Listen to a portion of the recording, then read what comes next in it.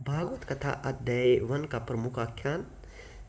किस प्रकार धुंधकारी को प्रेत योनि से भागवत कथा सुना के उसके भाई गोकर्ण ने मुक्त किया प्रेत योनि से। तो प्रमुख पात्र हैं आत्मदेव, उनकी पत्नी धुंधली और उनका पुत्र धुंधकारी गोकर्ण। तो आत्मदेव बड़े भगवान के भक्त हैं, लेकिन उनको कोई पुत्र न प्राप्त होने के कारण वह बड़े विचलित रहते हैं, परेशान रहते हैं, दुखी रहते हैं। तो वे नदी के किनारे जा रहे थे, तो उनको एक ऋषि मिले, एक संत मिले।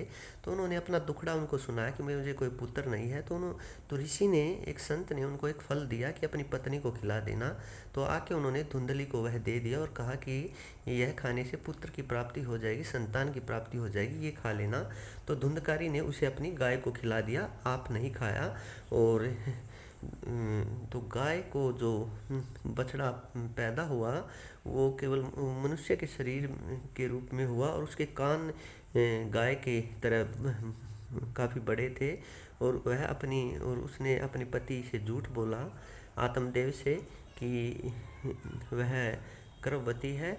और उसने अपनी बहन का, क्योंकि जो उनके पति थे आत्मदेव, वे बाहर ही रहते थे ज़्यादा, वे भगवान का नाम स्मरण करते थे। तो उन्होंने अपनी जो बहन थी उनका पुत्र ले आए, गोद ले आए और आत्मदेव को कह दिया कि यह पुत्र रतन प्राप्त हुआ है। लेकिन वो जो धुंधकारी था वो बड़ा ही बेकार था, उसके अंदर सारे अवगुण थे। वह खेलते हुए बच्चों को कुएं में गिरा देता था और फिर बड़ा होने के बाद उसने अपनी माँ को इतना पीटा, उसकी माँ ने आत्महत्या कर ली, कुएं में कूद गई, मर गई।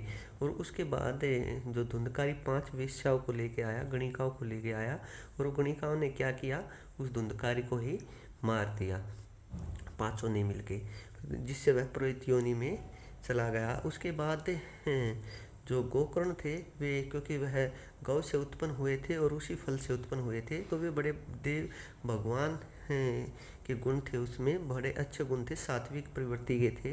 तो उन्होंने देखा जब वह लेटा हुआ था कि ये प्रेत कौन है, तो प्रेत ने बताया कि मेरा ऐसे ऐसे हत्या कर दी गई थी, जिन गणिकाओं को, जिन वेश्याओं को मैंने लाया था, मैं प्रेत योनि में हूँ भाई, मुझे मुक्त करो।